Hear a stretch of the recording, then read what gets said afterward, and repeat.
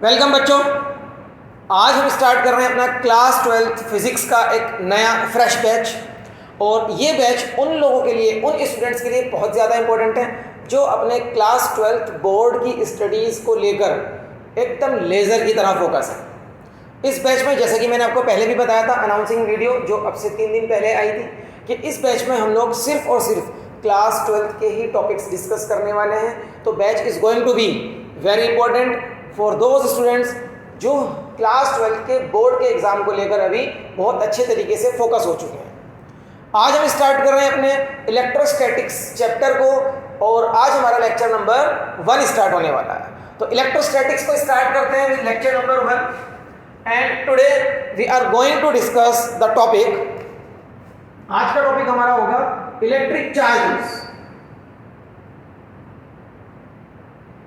And its properties।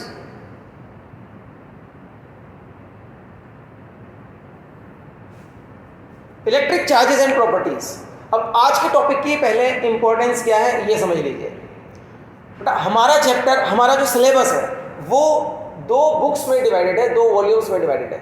Physics part 1 and physics part 2। पहली book हमारी part 1 है, दूसरी बुक हमारी पार्ट 2 है।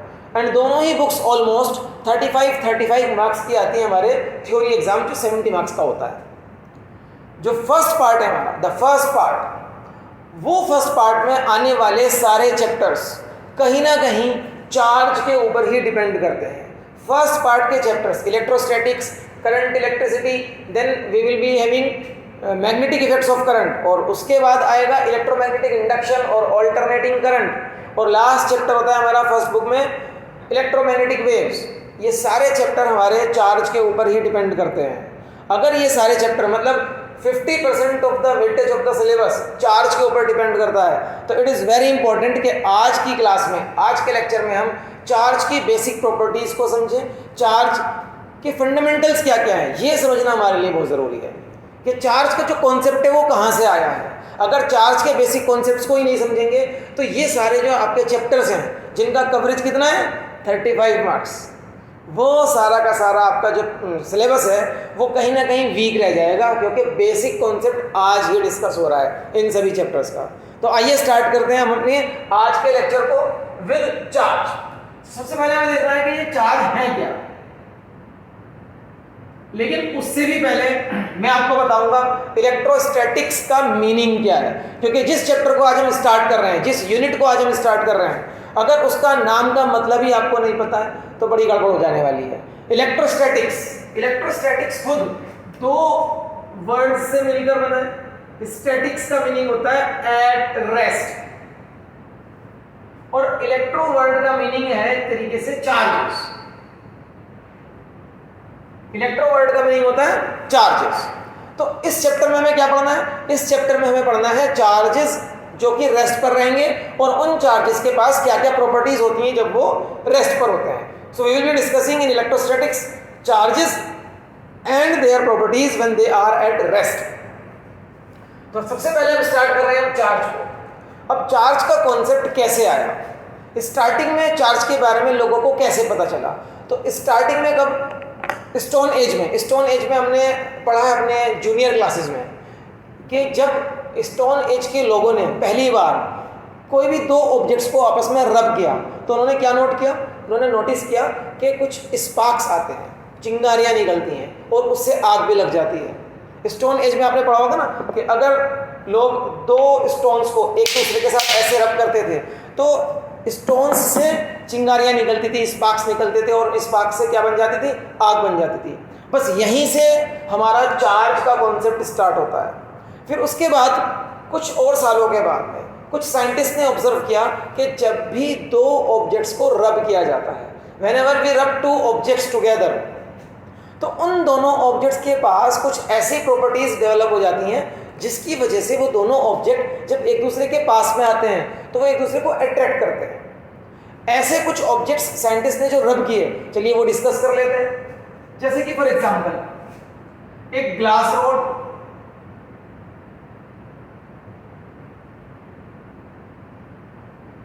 ग्लास रोड लिया और उसके साथ में उसको रब करा दिया एक सिल्क के कपड़े के साथ। सिल्क क्लॉथ के साथ रब करा दिया।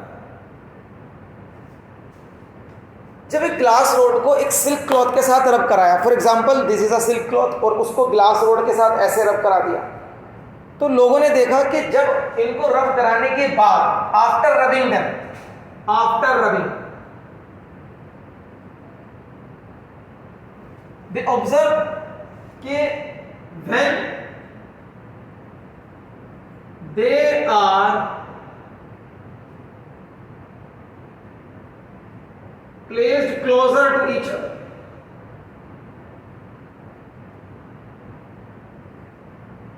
they started to attract, वो एक दूसरे को अट्रैक्ट करते हैं। जब ये एक दूसरे के पास लाए गए तो ये एक दूसरे को अट्रैक्ट करते हैं, ये प्रॉपर्टी इनके अंदर आ जाती है। एक ऐसा ही एक और पेयर था, कैट फर, कैट के फर को, सपोज ये कैट फर है, this is cat fur, cat के फर को जब प्लास्टिक की रोड के साथ रब कराया गया, and suppose this is plastic road,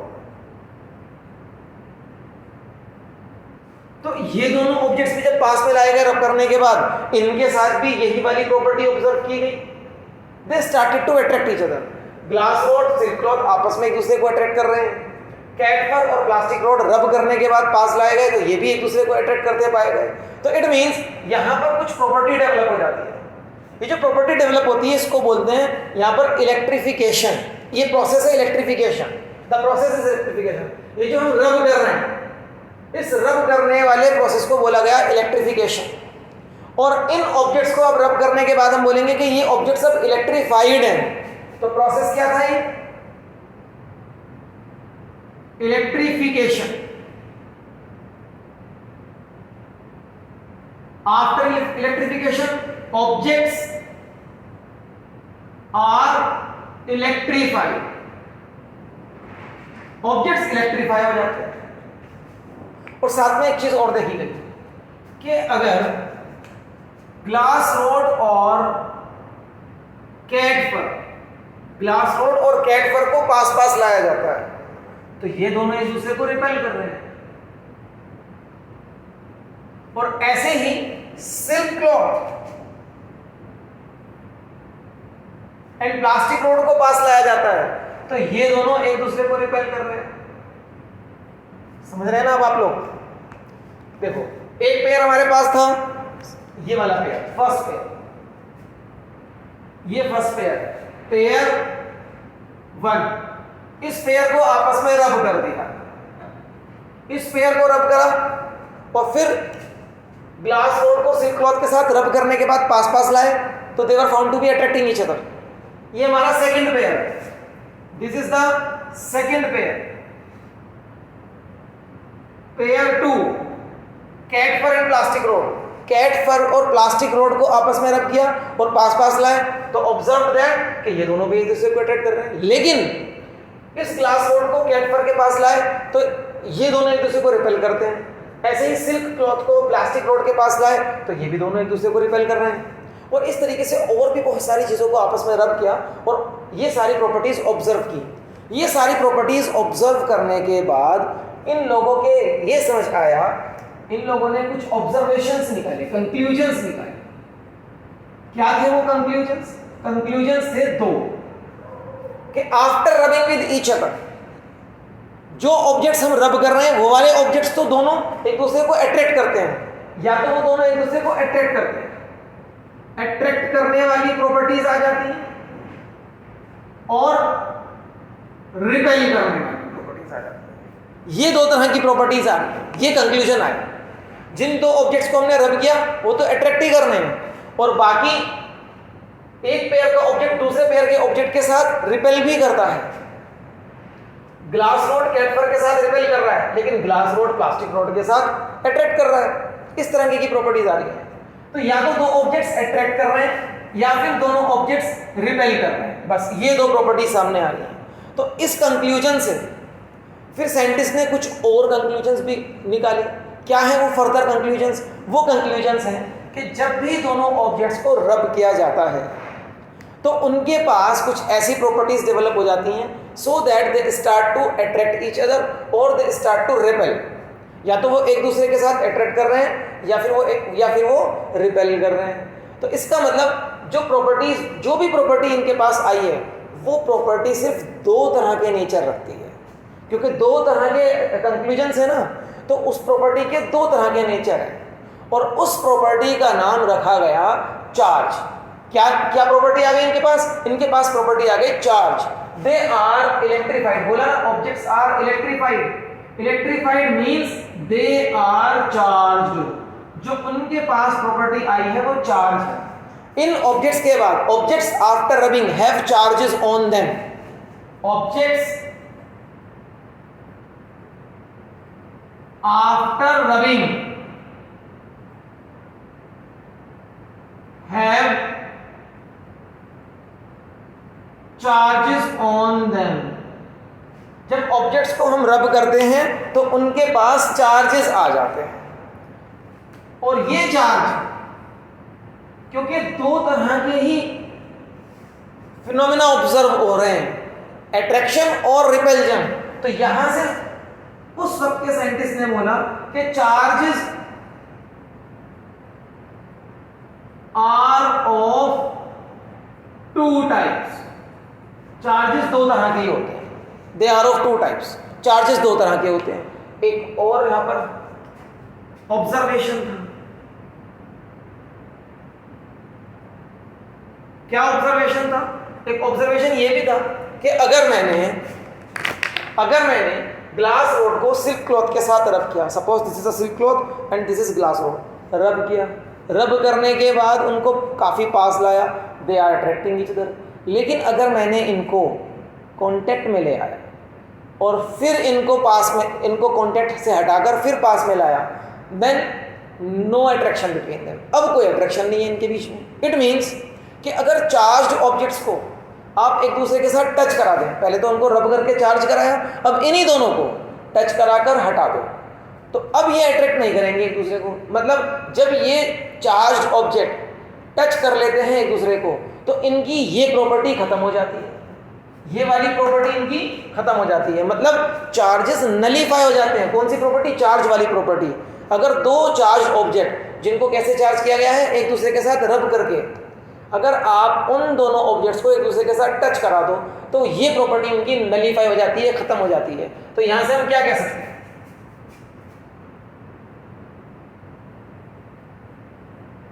two objects which are charged by rubbing, दोनों ऑब्जेक्ट्स जो रब करने के बाद चार्ज किए गए हैं, if they are brought in contact, अगर इनको कांटेक्ट में लाया जाए एक दूसरे के, if they are brought in contact with each other, तो ये क्या करते हैं? they nullify the effect of each other। ये एक दूसरे के इफेक्ट को नलीफाई कर देते हैं, मतलब एक दूसरे के चार्ज को नल कर देते हैं, जीरो कर देते हैं। अगर ऐसा हो रहा है कि ये दोनों कांटेक्ट में लाने के बाद एक दूसरे के चार्ज को नल कर दें, जीरो कर दें, तो इट मीन्स जो भी चार्ज इसके पास है और जो भी चार्ज इसके पास है वो दो तरीके का चार्ज है और वो एक दूसरे से अपोजिट है। और उसको रिप्रेजेंट कैसे किया? Charges are of two types. एक टाइप चार्ज का बोल दिया गया पॉजिटिव टाइप ऑफ चार्ज और दूसरा टाइप बोला गया नेगेटिव टाइप ऑफ चार्ज। और ये नाम किसने रखे? ये नाम रखे एक साइंटिस्ट ने जिसका नाम था बेंजामिन फ्रैंकलिन। बेंजामिन फ्रैंकलिन ने ये नाम रखे कि चार्ज दो तरह के होते हैं, चार्ज का दो नेचर है, दो तरह का नेचर है और वो दोनों नेचर एक दूसरे के अपोजिट हैं। कहाँ से पता चला है कि अपोजिट है? यहाँ से देखो, कोई भी दो चीजें एक दूसरे को अगर नलीफाई कर रही हैं, कैंसिल कर रही हैं, तो इट मीन्स वो दोनों चीजें एक दूसरे के अपोजिट होंगी ना, एक दूसरे के अपोजिट होंगी, तो उनको पॉजिटिव और नेगेटिव नाम से रिप्रेजेंट कर दिया गया। ये रिप्रेजेंटेशन दे दी गई बाय बेंजामिन फ्रैंकलिन और आज तक हम यही रिप्रेजेंटेशन यूज कर रहे हैं। तो यहां से हमें पता चला charges are of two types, they have got two natures. Charges के दो नेचर होते हैं,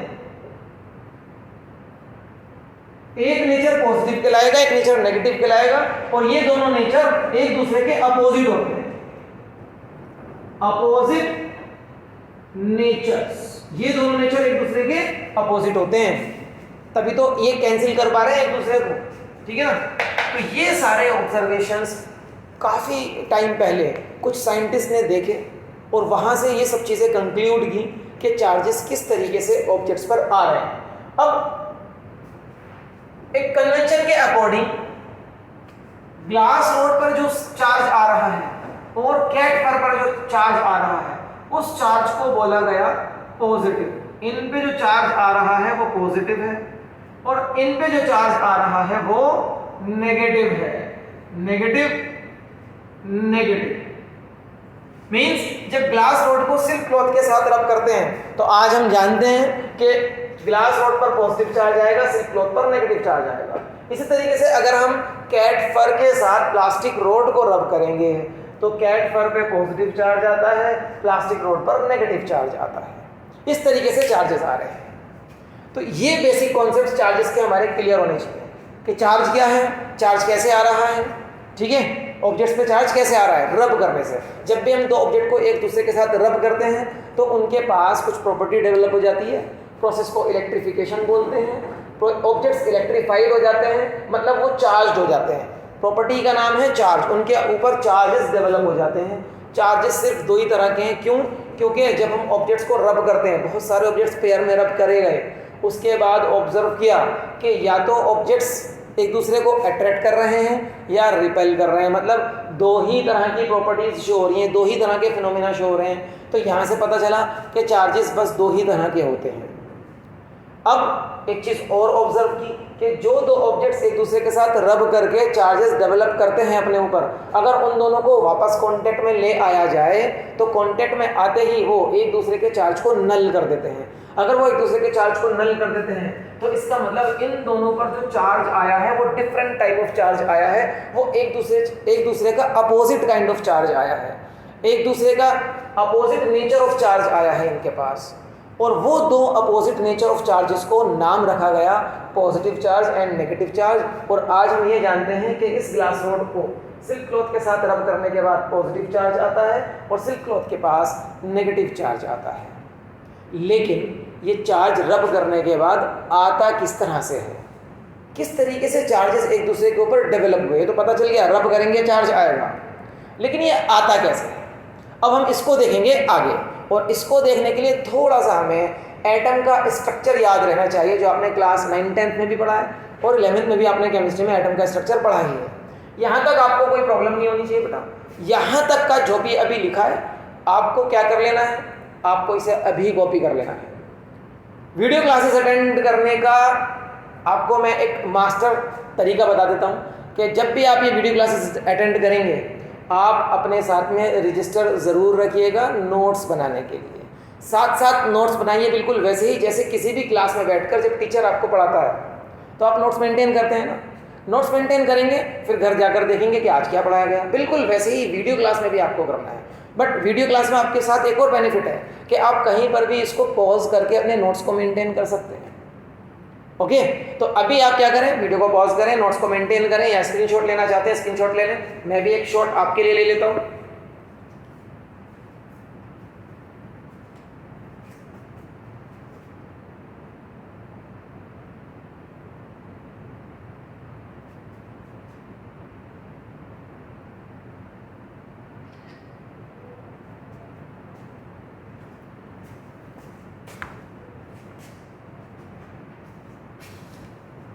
नोट्स कर लिए आपने, चलिए इसको रब करते हैं।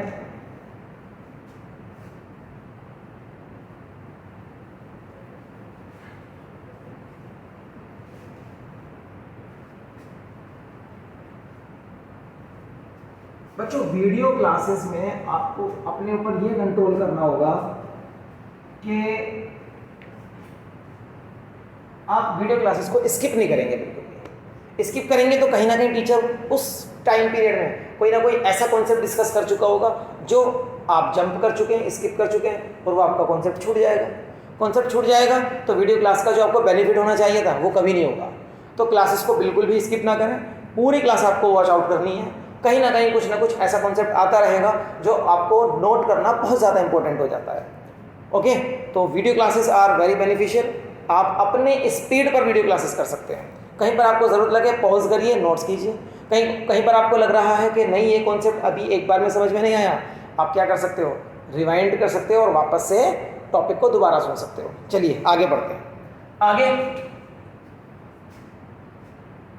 हमें थोड़ा सा एटम के पास जाना होगा। एटम्स के पास, एटम्स का स्ट्रक्चर कैसा होता है, एटम्स के अंदर क्या क्या चीज़ें होती हैं, ये बताओ मेरे को। क्लास 9th में, क्लास 10th में साइंस में क्या पढ़ा है आपने एटम के बारे में, या 11th क्लास में भी केमिस्ट्री में क्या पढ़ा है कि atom has 3 types of particles. Atom के पास 3 तरह के पार्टिकल्स होते हैं। पहले पार्टिकल्स मान लो न्यूट्रॉन्स। न्यूट्रॉन्स कहां पर होते हैं ये आप मुझे बताओ। प्रोटॉन्स होते हैं, और प्रोटॉन्स कहां पर होते हैं ये भी आप बताओगे। और एटम के अंदर इलेक्ट्रॉन्स भी होते हैं। इलेक्ट्रॉन्स कहां पर होते हैं आप ये भी बताएं। चलिए मैं लिख देता हूं, देखो इधर। न्यूट्रॉन्स पाए जाते हैं न्यूक्लियस के अंदर, विद इन न्यूक्लियस, ये याद रखिएगा। और प्रोटॉन्स भी कहां पाए जाते हैं, न्यूक्लियस के अंदर। एंड इलेक्ट्रॉन्स रिवॉल्व करते हैं इन ऑर्बिट्स। ऑर्बिट्स में रिवॉल्व करते हैं अराउंड द न्यूक्लियस। न्यूक्लियस के चारों ओर ऑर्बिट्स होती हैं, वहां पर इलेक्ट्रॉन्स रिवॉल्व कर रहे होते हैं। इसको एक एग्जांपल से देख लेते हैं। सोडियम के एटम का एग्जांपल ले। सोडियम एटम, सोडियम के एटम का एटॉमिक नंबर पता है आपको? इसका एटॉमिक नंबर है 11। एटॉमिक नंबर से हमें क्या क्या इंफॉर्मेशन मिलती है? एटॉमिक नंबर से इतना पता चल जाता है कि जो भी एटॉमिक नंबर है उतने ही इसके पास प्रोटॉन्स होंगे। नंबर ऑफ प्रोटॉन्स भी 11 एंड उतने ही इस एटम के पास इलेक्ट्रॉन्स भी होते हैं। नंबर ऑफ इलेक्ट्रॉन्स भी इसके पास 11 है। अगर आप इसका एक एटॉमिक स्ट्रक्चर वाला डायग्राम बनाओगे तो वो कुछ इस तरीके से होगा। मान लो ये सोडियम का न्यूक्लियस है। अब न्यूक्लियस के अंदर क्या है? प्रोटॉन्स है, 11 प्रोटॉन्स। अच्छा, कुछ न्यूट्रॉन्स भी होंगे। चलो न्यूट्रॉन्स को मैंने डॉट्स बना दिया। कुछ न्यूट्रॉन्स भी होंगे, बट इलेक्ट्रॉन्स कहां पर है? Electrons they are revolving in orbits. They are revolving in orbits. In orbits around the nucleus. कुछ इस तरीके से, जैसे फर्स्ट ऑर्बिट को आपको याद होगा के शेल बोलते हैं, उसमें ये 2 इलेक्ट्रॉन्स रिवॉल्व कर रहे हैं। सेकेंड ऑर्बिट में 8 इलेक्ट्रॉन्स रिवॉल्व कर रहे होंगे। और इसके पास कितने इलेक्ट्रॉन्स हैं? 11, 2 and 8 10, और एक इलेक्ट्रॉन और यहां पर रिवॉल्व कर रहा होगा। कुछ इस तरीके से सोडियम का एटम होता है। ठीक है, 11 electrons, 11 protons. Electrons in the orbits, protons in the nucleus, और न्यूट्रॉन्स भी न्यूक्लियस में। एंड इसके अलावा और क्या क्या चीजें आपको पता है प्रोटॉन और इलेक्ट्रॉन और न्यूट्रॉन के बारे में? थोड़ा बताएंगे क्या? चार्ज रिलेटेड क्या जानते हैं हम इनके बारे में? हम जानते हैं कि neutrons they are neutral particles, they do not have any charge. ये पढ़ा है ना आपने छोटी क्लासेस में कि न्यूट्रॉन्स तो न्यूट्रल होते हैं, उनके पास कोई चार्ज नहीं होता है। लेकिन प्रोटॉन्स पॉजिटिव चार्ज वाले पार्टिकल्स होते हैं, और इलेक्ट्रॉन्स नेगेटिव चार्ज वाले पार्टिकल होते हैं। अब अगर प्रोटॉन्स पॉजिटिव चार्ज वाले पार्टिकल हैं तो प्रोटॉन के ऊपर चार्ज होता कितना है? कितना चार्ज है प्रोटॉन के पास? चलिए वो मैं आपको आज बताता हूं। हर प्रोटॉन के पास 1.6 10 to the power minus 19 coulomb charge होता है। On each proton the charge is 1.6 10 to the power minus 19 coulomb. Her proton के पास इतना ही चार्ज होता है। Coulomb is SI unit of charge. Charge की SI यूनिट है कूलम। साइंटिस्ट का नाम है कूलम, उसके नाम पर यूनिट का नाम रख दिया गया है। और इसी तरीके से हर इलेक्ट्रॉन के पास जो चार्ज होता है वो भी इतना ही है। 1.6 10 to the power minus 19 coulomb. और कूलम को आप रिप्रेजेंट कर सकते हो कैपिटल लेटर C से। Coulomb is the SI unit of charge, याद रखिएगा। इलेक्ट्रॉन पर इतना ही चार्ज है जितना प्रोटॉन के पास है, लेकिन प्रोटॉन का चार्ज कैसा है? पॉजिटिव। इलेक्ट्रॉन का चार्ज कैसा है? नेगेटिव। तो मैं लिखूंगा प्रोटॉन का चार्ज होता है plus 1.6 10 to the power minus 19 coulomb, और इलेक्ट्रॉन का चार्ज होता है minus 1.6 10 to the power minus 19 coulomb. अब आपको यह बताना है कि कौन से पार्टिकल पर, प्रोटॉन पर या इलेक्ट्रॉन पर, कौन से पार्टिकल पर ज्यादा चार्ज है। जल्दी से कमेंट बॉक्स में अपना आंसर आप जल्दी से टाइप कर दो कि कौन से पार्टिकल पर ज्यादा चार्ज है। प्रोटॉन पर ज्यादा चार्ज है क्योंकि उसका चार्ज पॉजिटिव है, या इलेक्ट्रॉन पर ज्यादा चार्ज है, ये आपको बताना है। चलिए आंसर मैं आपको बताता हूं, पॉजिटिव एंड नेगेटिव। ये क्या है? Two types of charges. और कैसे चार्जेस? जो एक दूसरे के अपोजिट है। अभी थोड़ी देर पहले बताया था ना मैंने आपको। तो यहां पर जो पॉजिटिव और नेगेटिव साइन है, sign indicates opposite nature of charges. ये साइन बस ये इंडिकेट करता है कि ये दोनों चार्जेस एक दूसरे के अपोजिट नेचर रखते हैं। Positive 1.6 10 to the power 19 coulomb का मतलब ये बिल्कुल नहीं है कि वो माइनस 1.6 10 की पावर 19 कूलम से ज्यादा है, बट इसका मतलब ये है कि प्रोटॉन और इलेक्ट्रॉन पर दोनों पर इक्वल चार्ज है, इक्वल चार्ज इन मैग्नीट्यूड। दोनों का चार्ज इक्वल है, but charges are of opposite nature. लेकिन ये चार्जेस जो हैं ये अपोजिट नेचर के हैं, नेचर इनका अपोजिट है, एक दूसरे से अलग अलग तरीके से बिहेव करेंगे दोनों चार्जेस, ठीक है। तो नेचर अपोजिट है। तो प्लस और माइनस का मतलब कम या ज्यादा बिल्कुल भी नहीं है। इसका मतलब सिर्फ ये है कि इलेक्ट्रॉन और प्रोटॉन के पास, दोनों के पास सेम अमाउंट ऑफ चार्ज होता है, लेकिन उन दोनों के चार्जेस का जो नेचर है वो अपोजिट है। एक का नेचर पॉजिटिव साइन से डिनोट कर दिया है और दूसरे का नेचर नेगेटिव साइन से डिनोट कर दिया है। तो साइन यहाँ पर छोटा या बड़ा दिखाने के लिए यूज नहीं किए जा रहे हैं, साइन यहाँ पर अपोजिट नेचर बताने के लिए यूज किए जा रहे हैं। पॉजिटिव और नेगेटिव साइन यहाँ पर अपोजिट नेचर बताने के लिए यूज किए जा रहे हैं। मार्क कर लो इस चीज को अपने नोट्स में। समझ आ रहा है? थोड़ा थोड़ा समझ में आता रहेगा, बेफिक्र रहो आप लोग, बिल्कुल अच्छे से समझ में आएगा चार्ज का कॉन्सेप्ट। तो अभी आपने एटम के बारे में क्या पढ़ लिया है? एटम के अंदर तीन तरह के particles, neutron, proton, electron. Neutron तो न्यूट्रल है, छोड़ दीजिए, भूल जाइए फिलहाल अभी इसको, ठीक है। जो चार्ज पार्टिकल्स हैं वो कौन कौन है? प्रोटॉन और इलेक्ट्रॉन। प्रोटॉन न्यूक्लियस के अंदर होते हैं, याद रखना। इलेक्ट्रॉन न्यूक्लियस के बाहर ऑर्बिट्स में घूम रहे होते हैं, याद रखना। दोनों के पास चार्ज सेम अमाउंट का है, 1.6 10 टू द पावर 19 कूलम, लेकिन दोनों का चार्ज अपोजिट नेचर का है। एक बात और, ये जो वैल्यू है ना चार्ज की, this value of charge,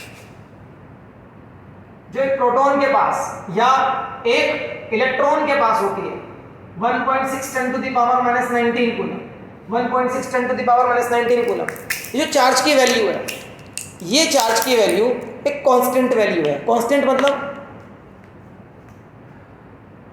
protons जहां भी कहीं होंगे पूरे यूनिवर्स में, पूरी दुनिया में, पूरे यूनिवर्स में, चाहे वो प्रोटॉन सोडियम के एटम में हो, या वो प्रोटॉन क्लोरीन के एटम में हो, या वो प्रोटॉन मैग्नीशियम के एटम में हो, आयरन के एटम में हो, कैल्शियम के एटम में हो, या वो प्रोटॉन जुपिटर के किसी एटम में हो, या वो प्रोटॉन किसी और सोलर सिस्टम में हो, यूनिवर्स में कहीं भी प्रोटॉन होगा उसके पास चार्ज इतना ही रहेगा।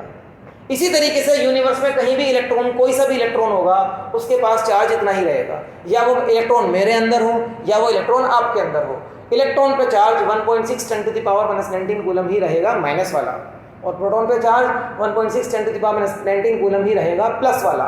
तो ये वैल्यूज तो कांस्टेंट हैं, और चार्ज की ये वैल्यूज मिनिमम पॉसिबल वैल्यूज भी हैं। चार्ज की ये वैल्यूज मिनिमम पॉसिबल वैल्यूज भी हैं। मिनिमम मतलब सबसे छोटी, इससे छोटा चार्ज पॉसिबल नहीं होता है। This is the minimum possible amount of charge which can exist. इससे छोटा चार्ज एग्जिस्ट नहीं करता, इस चीज को भी याद कर लो, इससे छोटा चार्ज नहीं हो सकता है, ठीक है। तो ये एक कांस्टेंट वैल्यू है, इसको मैं E से डिनोट कर सकता हूँ। What is E? E मतलब 1.6 10 to the power -19 coulomb. E का मतलब क्या है? E का मतलब है 1.6 10 to the power -19 coulomb. E का मतलब इलेक्ट्रॉन नहीं है, E एक कांस्टेंट है जिसकी value 1.6 10 to the power -19 coulomb है। बिल्कुल ठीक वैसे ही जैसे G एक कांस्टेंट होता है, उसकी वैल्यू 9.8 मीटर पर सेकंड स्क्वायर होती है ना। जैसे पाई एक कांस्टेंट होता है, उसकी वैल्यू 3.14 होती है ना। ऐसे ही स्मॉल e भी एक कांस्टेंट है, उसकी value 1.6 10 to the power -19 coulomb है। तो अगर 1.6 10 की पावर -19 कूलम को E लिख सकता हूं, तो मैं चार्ज ऑफ प्रोटॉन जो पॉजिटिव होता है उसको प्लस E लिख सकता हूं ना। तो इसको आप ऐसे भी लिख सकते हो। और चार्ज ऑफ इलेक्ट्रॉन को I can write as -E। इस तरह से प्रोटॉन और इलेक्ट्रॉन के चार्जेस को रिप्रेजेंट कर सकते हो। तो अब आगे से याद रखना, एक प्रोटॉन पर चार्ज होता है +E और एक इलेक्ट्रॉन पर चार्ज होता है -E, where E is a constant और E की वैल्यू होती है 1.6 10 टू द पावर -19 कूलम। और साथ साथ ये भी आपको याद रखना है यहाँ पर कि this amount of charge is minimum possible amount of charge। इससे छोटा चार्ज नहीं होता, इससे कम चार्ज अगर आप चाहते हो तो आपको मिलेगा 0। क्या मिलेगा? 0। इससे छोटा चार्ज नहीं होता है। अगर इससे छोटा चार्ज नहीं होता है तो ये सबसे छोटा अमाउंट ऑफ चार्ज किसके पास है? प्रोटॉन के पास, इलेक्ट्रॉन के पास। इट मींस अगर ये सबसे छोटा अमाउंट ऑफ चार्ज प्रोटॉन और इलेक्ट्रॉन के पास है, तो ये जो चार्ज पार्टिकल्स हैं, ये चार्ज पार्टिकल्स तो बेसिक चार्ज पार्टिकल्स हुए ना। फिर basic charge particles, these charge particles are basic charge particles. ये तो बेसिक चार्ज पार्टिकल्स हैं। बेसिक मतलब क्योंकि इनके पास सबसे कम चार्ज की वैल्यू अवेलेबल है। जहां कहीं भी दुनिया में चार्ज होगा वो इस वैल्यू के मल्टीपल्स में होगा, इस वैल्यू के मल्टीपल्स में। अभी इसको समझाएंगे, थोड़ा समझाएंगे। फिलहाल आप इसको याद इस तरह से समझ सकते हैं कि अगर कहीं भी चार्ज होगा तो वो कैसे आएगा। अगर किसी के पास चार्ज है तो एक इलेक्ट्रॉन होगा, तो उसके पास कितना चार्ज है? 1.6 10 की पावर -19 कूलम। या फिर उसके पास अगर 2 इलेक्ट्रॉन हो गए तो उसके पास कितना चार्ज होगा? 1.6 10 की पावर -19 कूलम मल्टीप्लाइड बाय 2, इतना चार्ज होगा ना। तो ये बोल रहा हूँ मैं अभी कि चार्ज ये होगा या इसके मल्टीपल्स में होगा। मतलब ये चार्ज इसके बेसिक पार्टिकल्स हैं। आप इसको ऐसा समझ लो कि जैसे हम बायोलॉजी में बोलते हैं ना कि बेसिक यूनिट ऑफ लाइफ क्या है? Cell. Fundamental unit of life क्या है? सेल। क्योंकि कोई भी लिविंग ऑर्गेनिज्म है वो सेल्स से ही बना होता है। या जैसे किसी भी बिल्डिंग का बेसिक यूनिट क्या है? ब्रिक। कोई भी बिल्डिंग है वो ईंटों से मिलकर बनती है, ब्रिक से मिलकर बनती है। तो एक के बाद एक ब्रिक लगाते जाओ, बिल्डिंग बनती जाएगी। वैसे ही एक के बाद एक सेल लगाते जाओ तो एक लिविंग ऑर्गेनिज्म बनता जाता है। इसी तरीके से एक के बाद एक ये वाली वैल्यू ऑफ चार्ज आती जाएगी तो किसी ऑब्जेक्ट पर चार्ज और ज़्यादा एक्यूमुलेट होता जाएगा, और ज़्यादा चार्ज इकट्ठा होता जाएगा। ठीक है। तो बेसिक पार्टिकल्स जो हैं चार्ज के, फंडामेंटल पार्टिकल्स जो हैं चार्ज के, वो प्रोटॉन और इलेक्ट्रॉन ही हैं। यहाँ से ये आपको याद रखना है। तो अभी क्या हो चुका है एटॉमिक स्ट्रक्चर से कि हमें इतना समझ में आ चुका है कि एटम के अंदर जो चार्ज पार्टिकल्स होते हैं वो प्रोटॉन और इलेक्ट्रॉन है। प्रोटॉन पर पॉजिटिव वाला चार्ज होता है 1.6 10 to the power -19 coulomb. Electron पर नेगेटिव वाला चार्ज होता है 1.6 10 टू द पावर -19 कूलम। ये चार्ज की सबसे छोटी वैल्यू है, इससे छोटा चार्ज नहीं हो सकता। इस वैल्यू को आप E से डिनोट कर सकते हो। तो प्रोटॉन का चार्ज +E लिखोगे और एक इलेक्ट्रॉन का चार्ज -E लिखोगे। ठीक है। चलो यहाँ आते हैं, थोड़ा इसको देखो। क्या आप मुझे बता सकते हो सोडियम के एटम पर टोटल चार्ज कितना है? हिंट दूं? हम बोलते हैं ना केमिस्ट्री में एटम्स आर न्यूट्रल। न्यूट्रल का मतलब क्या हुआ? न्यूट्रल का मतलब जिस पे कोई चार्ज ना हो। देखो न्यूट्रॉन पे कोई चार्ज नहीं है तो उसको न्यूट्रल बोलते हैं। उसके पास कोई चार्ज नहीं है, उसको हम क्या बोलते हैं? Neutral particle. एटम भी तो न्यूट्रल कहलाता है। क्यों है वो न्यूट्रल? क्योंकि उसके पास टोटल चार्ज 0 है। चार्ज पार्टिकल्स तो है उसके पास, ये है। नंबर ऑफ प्रोटॉन्स 11 है, नंबर ऑफ इलेक्ट्रॉन्स 11 है। तो प्रोटॉन्स अगर 11 है तो इन प्रोटॉन्स से जो चार्ज आएगा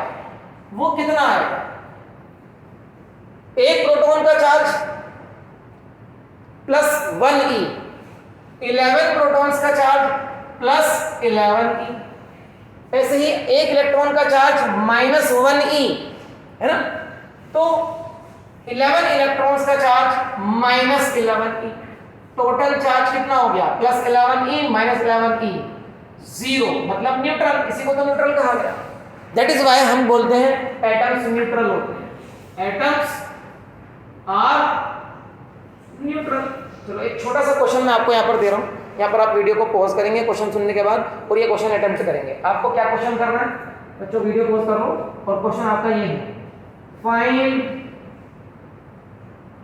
charge on chlorine minus ion. Chlorine का एटॉमिक नंबर क्या है, क्लोरीन का एटॉमिक नंबर मैं आपको बता देता हूं 17, क्लोरीन का एटॉमिक नंबर 17 है, मतलब क्लोरीन के एटम के पास 17 प्रोटॉन होते हैं, 17 इलेक्ट्रॉन होते हैं। तो क्लोरीन का आयन है Cl-1, तो इसके पास अभी कितने इलेक्ट्रॉन हो गए होंगे, यस 18 इलेक्ट्रॉन्स।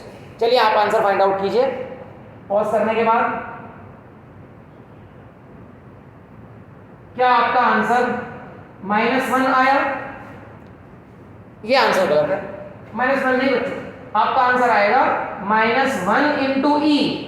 एक इलेक्ट्रॉन ज्यादा है ना, नंबर ऑफ प्रोटॉन्स तो इसके पास 17 है, लेकिन Cl-1 की वजह से एक इलेक्ट्रॉन ज्यादा आ गया, इलेक्ट्रॉन कितने हो गए 18, तो 17 प्रोटॉन्स की वजह से +17e चार्ज, लेकिन इलेक्ट्रॉन्स 18 है, इलेक्ट्रॉन्स 18 है तो उनकी वजह से -18e चार्ज, तो टोटल चार्ज कितना आ गया -1e, और e की वैल्यू क्या है 1.6 × 10⁻19 कूलम। तो क्लोरीन के पास चार्ज है कितना -1e, -1 नहीं -1e, this is wrong, this is wrong, -1e charge है उसके पास, ठीक है। तो इट मीन्स देखो यहां से एक चीज और समझ में आ रही है कि ऑब्जेक्ट्स के पास चार्ज पार्टिकल्स तो हमेशा होते हैं, चार्ज पार्टिकल्स मेरे पास भी हैं, मेरी बॉडी में भी हैं, और चार्ज पार्टिकल्स आपकी बॉडी में भी हैं, because everything is made up of atoms. ये बहुत जूनियर क्लासेस से पढ़ते आ रहे हैं ना हम लोग, everything is made up of atoms and atom is made up of neutron proton electron, सब चीज़ें एटम से बनी हैं, और एटम्स के अंदर प्रोटॉन और इलेक्ट्रॉन मतलब चार्ज पार्टिकल्स होते हैं, मतलब हम सबके अंदर चार्ज पार्टिकल्स तो हैं, लेकिन अगर हम न्यूट्रल हैं तो इट मीन्स हमारे अंदर नंबर ऑफ प्रोटॉन्स और नंबर ऑफ इलेक्ट्रॉन्स इक्वल हैं। बट अगर हमारे पास हमारी बॉडी पर चार्ज है, इसका मतलब ये होगा कि हमारे अंदर नंबर ऑफ प्रोटॉन्स और नंबर ऑफ इलेक्ट्रॉन्स की काउंटिंग सेम नहीं आएगी, या तो number of electrons number of protons से ज़्यादा होंगे, या number of electrons number of protons से कम होंगे, तो काउंटिंग सेम नहीं आएगी। तो इसका मतलब उस ऑब्जेक्ट पर या उस बॉडी पर चार्ज है। तो चार्ज का मतलब क्या होता है कि चार्ज है, इसका मतलब है कि उस ऑब्जेक्ट के पास जो नंबर ऑफ प्रोटॉन्स हैं और जो नंबर ऑफ इलेक्ट्रॉन्स हैं वो इक्वल नहीं है, तब जाकर उसके पास चार्ज होता है। अगर वो नंबर इक्वल हो गया तो हम बोलते हैं कि उसके पास चार्ज नहीं है, मतलब वो न्यूट्रल है।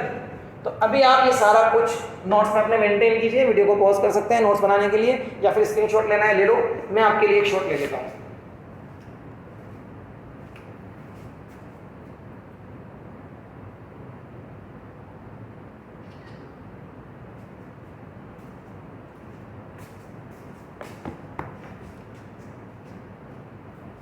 चलिए अब इसको रब करते हैं। एक क्वेश्चन आपको अगर मैं यहाँ पर ऐसा होमवर्क दूं तो आप यही क्वेश्चन कर सकते हैं सोडियम के आयन के साथ, Na+ आयन के साथ, बताओ कितना चार्ज आ रहा है, ठीक है।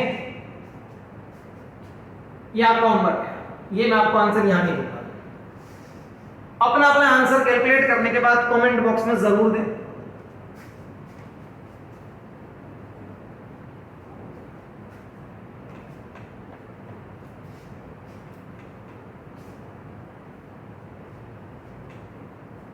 आगे बढ़ते हैं अपनी क्लास में। आज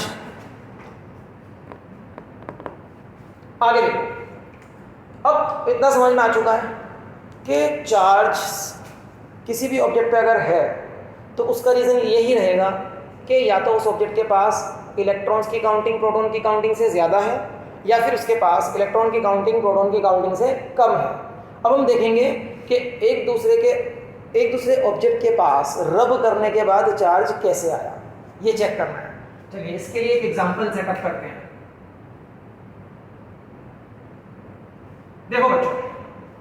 देखो बच्चों, अगर मैंने दो ऑब्जेक्ट्स लिए, चलिए दो ऑब्जेक्ट्स ले लें। Suppose I am having two objects. एक ऑब्जेक्ट है मेरे पास, सपोज ए, और दूसरा ऑब्जेक्ट है मेरे पास सपोज बी। ये दूसरा ऑब्जेक्ट है बी। अरे भैया केमिस्ट्री नहीं चल रही है, ठीक है ना, साइक्लो कंपाउंड्स नहीं है। एक ऑब्जेक्ट है ए और एक ऑब्जेक्ट है बी। सपोज ए ऑब्जेक्ट के पास कुछ प्रोटॉन्स हैं और उतने ही नंबर ऑफ इलेक्ट्रॉन्स भी हैं, क्योंकि वो न्यूट्रल है। अभी वो न्यूट्रल है तो उसके पास इलेक्ट्रॉन्स भी उतने ही होंगे। ठीक, बताओ ए के पास टोटल चार्ज कितना है? Q A Q. क्यू क्या है बेटा? Q is the symbol of charge. Charge का अगर आपको कोई सिंबल लेना है तो जनरली वो सिंबल क्यू, स्मॉल या कैपिटल क्यू हो सकता है। बिल्कुल ठीक वैसे ही जैसे पूरी 11th क्लास में आपने मास के लिए क्या सिंबल लिया था? एम, स्मॉल या कैपिटल। वैसे ही चार्ज के लिए सिंबल क्यू लेंगे, स्मॉल या कैपिटल क्यू, आपकी मर्जी। तो ए ऑब्जेक्ट पर जो टोटल चार्ज है क्यू ए, वो कितना है? 6 प्रोटॉन्स 6 इलेक्ट्रॉन्स, तो टोटल चार्ज कितना हो गया? 0। एंड बी, चलो बी,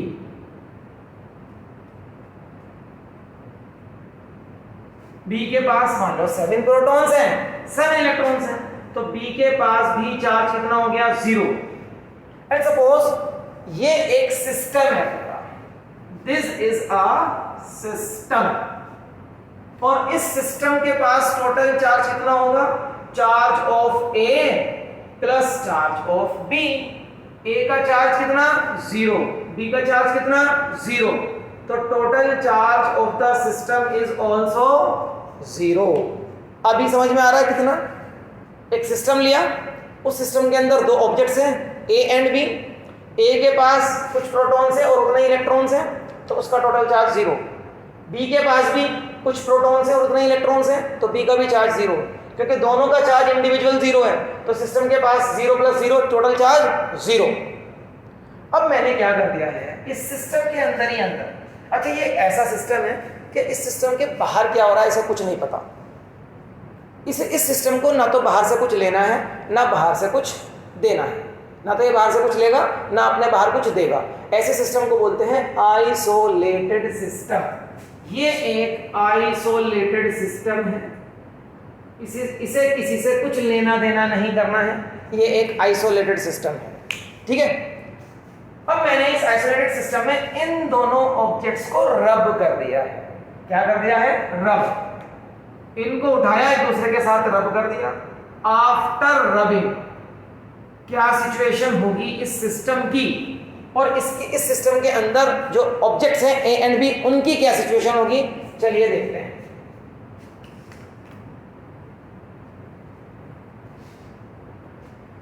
देखो ए, सपोज रब कर लिया मैंने, तो आपको याद है जब ग्लास रोड को रब किया था सिल्क क्लॉथ के साथ, तो क्या हुआ था? उनके ऊपर चार्जेस आ गए थे। जब कैट फर के साथ प्लास्टिक की रोड को रब किया था तो उनके पास चार्जेस आ गए थे। मान लो ये ग्लास रोड है, ये सिल्क क्लॉथ है, रब कर लिया इनको, तो इनके पास चार्जेस आएंगे, और वो चार्जेस अपोजिट नेचर के थे। कैसे आए वो चार्जेस? अब क्लियर होने वाली ये चीज़, देखो इधर मेरे साथ। जब हमने रब किया तो रब करने पर होता क्या है? रब करने पर किसी एक ऑब्जेक्ट के कुछ इलेक्ट्रॉन्स दूसरे ऑब्जेक्ट में ट्रांसफर कर जाते हैं। सपोज यहां से कुछ इलेक्ट्रॉन्स इधर ट्रांसफर कर गए, मान लो ये वाला इलेक्ट्रॉन, ये वाला इलेक्ट्रॉन उधर पहुंच गया, तो क्या सिचुएशन होगी? चलो देखते हैं। ए, प्रोटॉन्स तो 6 थे, 6 ही हैं। इलेक्ट्रॉन्स कितने थे? 6, 1 2 3 4 5। एक इलेक्ट्रॉन उधर पहुंच गया, तो बी की सिचुएशन क्या बन गई होगी? प्रोटॉन्स में तो कोई चेंज नहीं आया, 1 2 3 4 5 6 7। इलेक्ट्रॉन्स कितने थे? 1 2 3 4 5 6 7। लेकिन एक इलेक्ट्रॉन उधर पहुंचा, मान लो ये वाला इलेक्ट्रॉन यहाँ आ गया, ये वाला इलेक्ट्रॉन यहाँ आ गया, ये इलेक्ट्रॉन इधर चला गया। रब करने से एक ऑब्जेक्ट के कुछ इलेक्ट्रॉन दूसरे ऑब्जेक्ट में चले जाते हैं। एक इलेक्ट्रॉन भी जा सकता है, 2 भी जा सकते हैं, 3 भी जा सकते हैं, 400 भी जा सकते हैं। लेकिन ये याद रखना, जितने भी इलेक्ट्रॉन ट्रांसफर करते हैं, number of transferred electrons is very very small as compare to the total number of electrons in this object या इन दिस ऑब्जेक्ट। जितने इलेक्ट्रॉन ट्रांसफर कर रहे होते हैं ना, उन इलेक्ट्रॉन्स की काउंटिंग उन ऑब्जेक्ट्स के पास जो टोटल नंबर ऑफ इलेक्ट्रॉन्स हैं उनकी काउंटिंग से बहुत कम होता है, बहुत ही कम होता है। तो इसको मैं यहां पर मेंशन कर देता हूं। देखो इस चीज को आपको याद रखना, number of electrons transferred is very very small as compared to total number of electrons in the given object। ये चीज बहुत इंपॉर्टेंट है, इस चीज को याद रखिएगा, बहुत इंपॉर्टेंट है ये कॉन्सेप्ट। This is important. चलो इलेक्ट्रॉन ट्रांसफर कर दिया, क्या अब आप मुझे बताओगे, बैक टू द एग्जाम्पल पर वापस आ जाओ, अपना माइंड वापस लेकर आओ एग्जाम्पल पे जो यहां चल रहा है। ये इलेक्ट्रॉन इधर चला गया,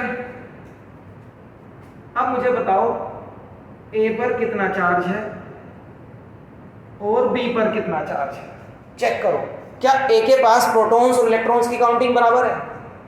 प्रोटॉन्स कितने हैं? 6, इलेक्ट्रॉन्स कितने हैं? 5। तो उसके पास प्रोटॉन्स की वजह से कितना चार्ज है? 6e। इलेक्ट्रॉन्स की वजह से कितना चार्ज है?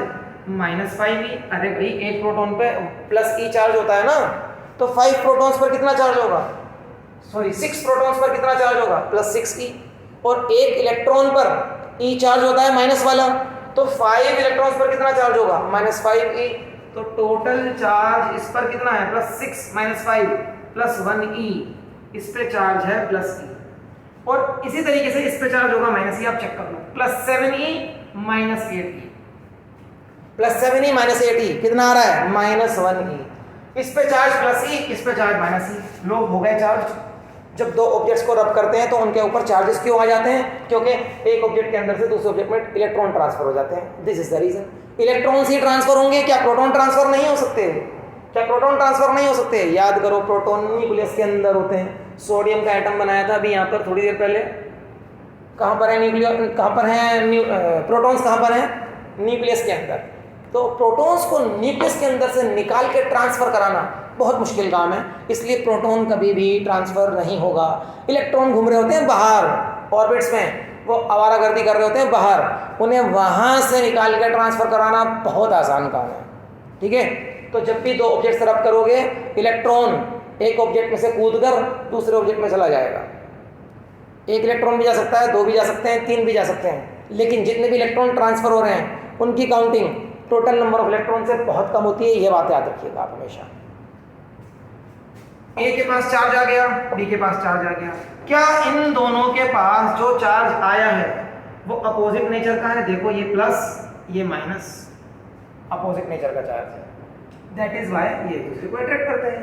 अपोजिट नेचर का चार्ज है ना, इसीलिए एक दूसरे को अट्रैक्ट कर रहे हैं। ठीक है, अब जब इनको पास पास लाया जाएगा तो ये एक दूसरे को अट्रैक्ट करेंगे, और अगर गलती से टच हो गए तो वापस से इलेक्ट्रॉन इसमें आ जाएगा और ये फिर से नलीफाई हो जाएंगे, दोनों के पास चार्ज 0-0। लेकिन मुझे ये बताओ, रब करने के बाद इस सिस्टम पे कितना चार्ज है?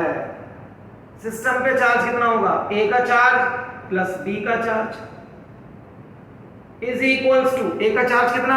+e, और बी का चार्ज कितना?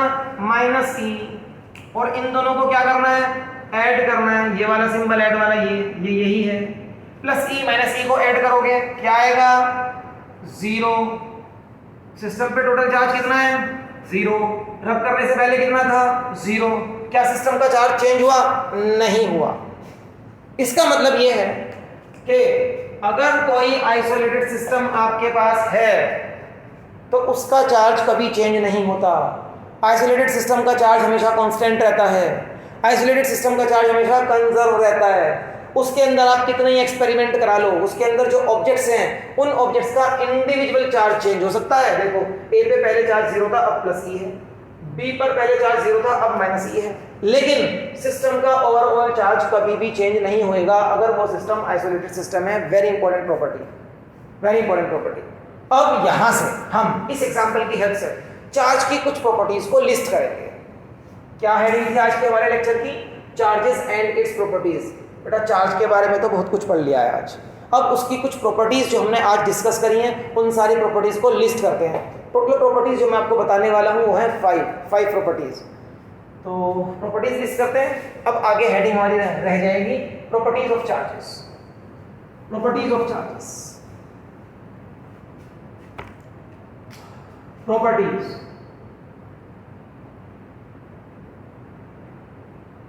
फर्स्ट प्रॉपर्टी, पहली प्रॉपर्टी बहुत जूनियर क्लासेस से पढ़ते आ रहे हो। Like charges repel and unlike charges attract each other. बताओ कब से पढ़ रहे हो? मुझे तो लगता है 6th क्लास से पढ़ रहे हैं ये चीजें। Like charges repel each other and unlike charges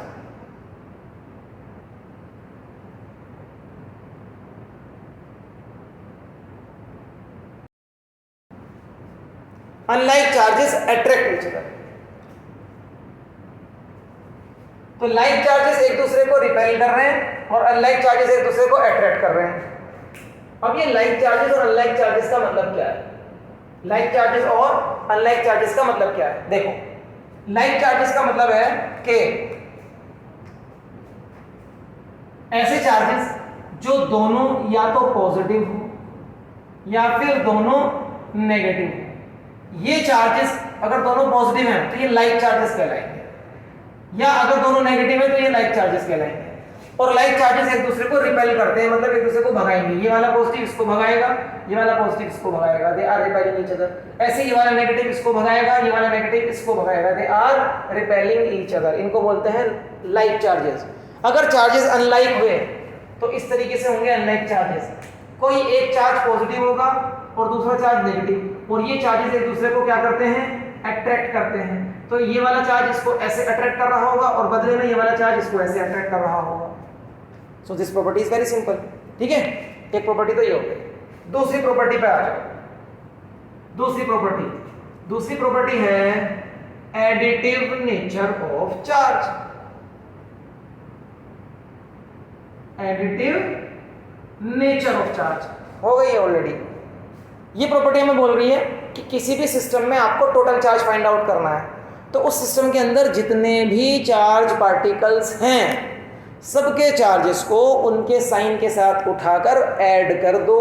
additive nature add कर दोगे तो उस सिस्टम का टोटल चार्ज आपको मिल जाएगा। जैसे आप यहाँ कर रहे हो, देखो इस एग्जांपल में यही तो करा है। अगर मुझे पता करना है इस सिस्टम पर टोटल चार्ज कितना है, तो मैंने क्या करा, इस सिस्टम के इंडिविजुअल पार्टिकल्स का चार्ज उठाया और ऐड कर दिया। देखो ए पर चार्ज प्लस ई है, बी पर चार्ज माइनस ई है, दोनों को ऐड कर दिया तो टोटल चार्ज मिल गया। सिस्टम पे कितना था? 0। एक एग्जांपल और कर लो। सपोज मेरे पास ये कोई सिस्टम है, इस सिस्टम के अंदर कुछ चार्ज पार्टिकल्स हैं। +2 कूलम चार्ज है इसके पास, +6 कूलम चार्ज है इसके पास, -1 कूलम चार्ज है इसके पास, और मान लो -3 कूलम चार्ज है इसके पास। 4 चार्ज पार्टिकल्स। आपको पता करना है टोटल चार्ज कितना है उस सिस्टम में। तो इन चार्ज पार्टिकल्स को इनके साइन के साथ उठा लो। +2 कूलम साइन के साथ, +6 कूलम साइन के साथ, -1 कूलम साइन के साथ, -3 कूलम साइन के साथ। अब क्या करूं? अगर मुझे टोटल चार्ज पता करना है तो चार्ज की एडिटिव प्रॉपर्टी यूज कर लेते हैं। टोटल चार्ज पता करने के लिए इन सभी चार्जेस को ऐड कर दो। ऐड करोगे क्या आ रहा है? 8 - 4, तो +4 आ रहा है। देखो प्लस तो 8 है और -4 है, तो +8 - 4 कितना आ रहा है? +4 कूलम। टोटल चार्ज इस सिस्टम में कितना है? +4 कूलम चार्ज है टोटल चार्ज इस सिस्टम के अंदर।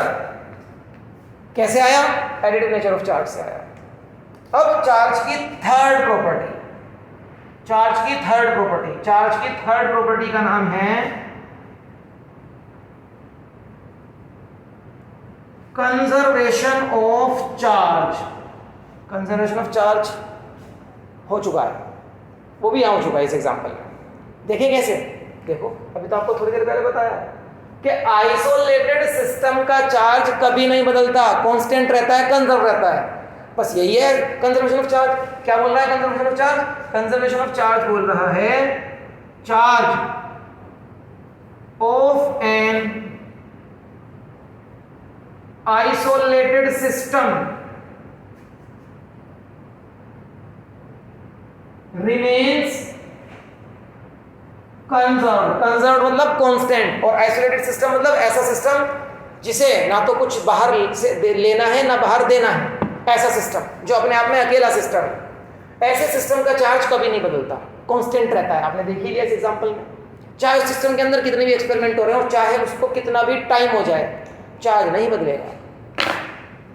समझ आ रहा है? समझ नहीं आ रहा? चलो मेरी लैंग्वेज में समझो। ये स्टेटमेंट तो आपको सभी बुक्स में मिल जाएगा।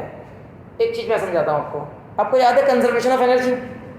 कंजर्वेशन ऑफ चार्ज है ना यहाँ, आपको कंजर्वेशन ऑफ एनर्जी याद है? Law of conservation of energy, अरे 9th क्लास में भी पढ़ा है, 11th क्लास में भी पढ़ा है। Law of conservation of energy क्या बोलता है? मैं याद दिलाऊं, energy can neither be created nor be destroyed but it can only be transferred from one form to the another. ना तो आप कभी एनर्जी को क्रिएट कर सकते हो, ना ही कभी एनर्जी को डिस्ट्रॉय कर सकते हो। एनर्जी का सिर्फ क्या हो सकता है? उस एनर्जी को आप सिर्फ एक फॉर्म से दूसरी फॉर्म में ट्रांसफॉर्म कर सकते हो। कुछ वैसा हम चार्ज के लिए भी बोल सकते हैं। Charge can neither be created nor be destroyed but it can only be transferred from one object to the other. Charge को या चार्ज पार्टिकल को ऐसा कह लीजिए, चार्ज को आप ना तो क्रिएट कर सकते हो, नया चार्ज कभी नहीं बनाया जा सकता। चार्ज को ना आप डिस्ट्रॉय कर सकते हो, चार्ज को आप डिस्ट्रॉय भी नहीं कर पाओगे। क्या कर सकते हो आप चार्ज का? आप चार्ज को सिर्फ एक ऑब्जेक्ट से दूसरे ऑब्जेक्ट में ट्रांसफर करा सकते हो और कुछ नहीं करा सकते। इस तरह से भी समझ सकते हैं आप इसको, ठीक है। बट जो स्टेटमेंट आपको देना है, कभी भी अगर कंजर्वेशन ऑफ चार्ज का स्टेटमेंट आ जाए तो स्टेटमेंट यही देंगे कि किसी भी आइसोलेटेड सिस्टम का चार्ज हमेशा कंजर्व रहता है। इसका मतलब तो ये भी हुआ कि इस यूनिवर्स में जितना भी चार्ज है वो हमेशा कंजर्व रहेगा, क्योंकि यूनिवर्स भी तो आइसोलेटेड सिस्टम है। अरे यूनिवर्स आइसोलेटेड सिस्टम है क्यों? ना तो यूनिवर्स को बाहर से कुछ लेना ना बाहर कुछ देना। जब यूनिवर्स के बाहर कुछ है ही नहीं तो यूनिवर्स ना तो बाहर से कुछ लेगा ना बाहर कुछ देगा। और अगर यूनिवर्स आइसोलेटेड सिस्टम है तो इस यूनिवर्स के पास पहले दिन डे 1 जितना चार्ज था, आज भी यूनिवर्स के पास उतना ही चार्ज है और हमेशा उतना ही रहेगा, क्योंकि यूनिवर्स आइसोलेटेड सिस्टम है। तो charge of universe is also conserved या इज कांस्टेंट। याद रखिएगा इस चीज़ को, मेंशन कर लो, यहाँ पर मेंशन कर लो कि charge of universe is constant. Universe का चार्ज भी कांस्टेंट है, इस चीज़ को मेंशन कर लो यहाँ पर। 3 प्रॉपर्टी हो गई, 3 प्रॉपर्टीज हो गई हैं। पॉज करो, ये वाले नोट्स भी कंप्लीट करो या स्क्रीनशॉट ले लो। एक शॉट मैं ले लेता हूँ आपके लिए।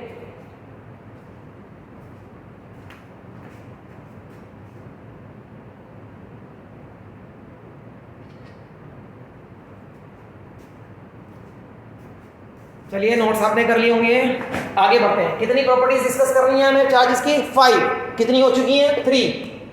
आगे डिस्कस करते हैं नंबर 4 एंड नंबर 5 इसको रख करके।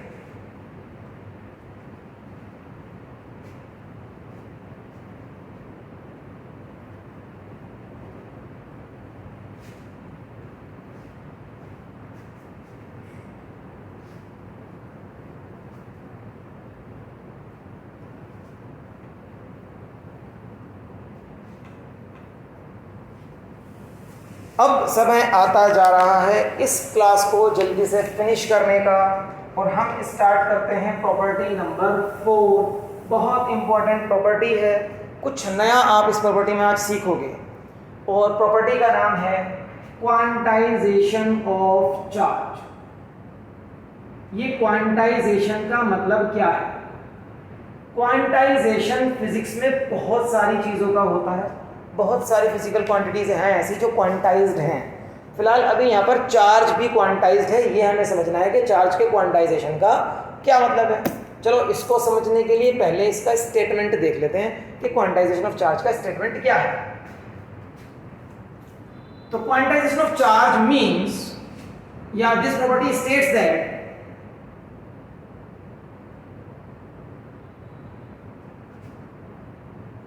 total charge on any object is integral multiple of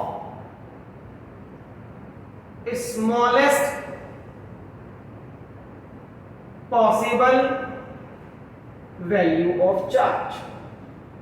Integral multiple of smallest possible value of charge, and that is 1.6 into 10 to the power minus 19 coulomb. ये स्टेटमेंट है quantization of charge की।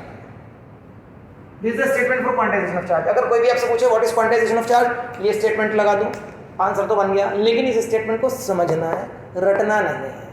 इसको समझने में आपको चाहिए अगले 5 से 10 मिनट। देखो क्या है, किसी भी ऑब्जेक्ट पर जो टोटल चार्ज है, किसी भी ऑब्जेक्ट पर जो टोटल चार्ज है, धीरे धीरे एक एक चीज समझेंगे इस स्टेटमेंट के अंदर क्या लिखी है। बहुत इंपॉर्टेंट है बेटा, अपने एक्सपीरियंस से बता रहा हूँ कि मैंने देखा है कि ये वाली प्रॉपर्टी बहुत सारे स्टूडेंट्स को बिल्कुल ढंग से नहीं पता होती है, बस स्टेटमेंट रख लेते हैं और उनका काम चल रहा होता है। प्रॉपर्टी को ढंग से समझना है, और क्यों समझना है ढंग से? एक तो क्वांटाइजेशन ऑफ चार्ज आपको समझ आ ही जाएगा, दूसरा क्वांटाइजेशन कई जगह लगता है, सिर्फ चार्ज में नहीं लगता। तो ये क्वांटाइजेशन क्या है ये आपको अच्छे से समझ में आएगा, आगे भी आएगा क्वांटाइजेशन। एक दो टॉपिक्स और हैं 12th में ही जहाँ पर आपको क्वांटाइजेशन लगाना है। देखो क्या कह रहा है quantization of charge. Quantization of charge बोल रहा है किसी भी ऑब्जेक्ट पर जो टोटल चार्ज है, एक एक चीज को पकड़ लो, एक एक चीज को पकड़ कर चलो। Total charge on any object is, वो होता है क्या? Is integral multiple. मल्टीपल मतलब मल्टीप्लाई, इंटीग्रल मल्टीपल का मतलब क्या हुआ? इंटीग्रल मतलब इंटीजर। तो यहां क्या लिखना है? यहां पर कोई इंटीजर होगा, इंटीग्रल मल्टीपल। अब इंटीजर किसे बोलते हैं? इंटीजर ये वाले नंबर्स, 1 हो गया, 2 हो गया, 3 हो गया एंड सो ऑन, 0 भी इसमें इंक्लूड कर लो। ये वाले नंबर होते हैं इंटीजर्स। इंटीग्रल मल्टीपल ऑफ, किसका integral multiple? Of the smallest possible value of charge. अब smallest possible value of charge क्या है? अभी बताया था ना आपको, किसके पास होता है सबसे छोटा अमाउंट ऑफ चार्ज? इलेक्ट्रॉन और प्रोटॉन के पास। और वो वैल्यू कितनी है?